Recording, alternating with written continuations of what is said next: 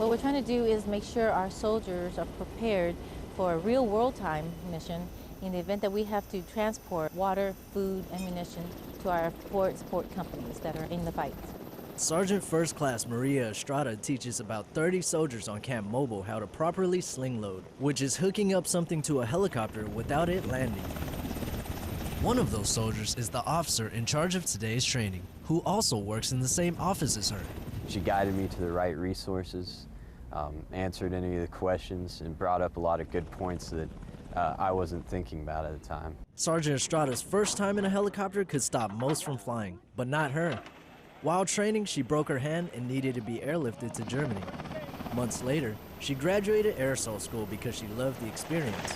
I was one of only 3 females that made it through the air assault course that year.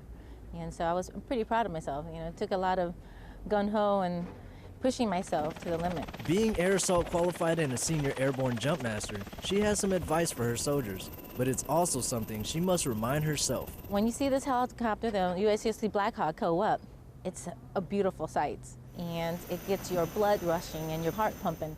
And I told him, you gotta be in control. Army Sergeant Thanh Pham, Camp Mobile, Korea.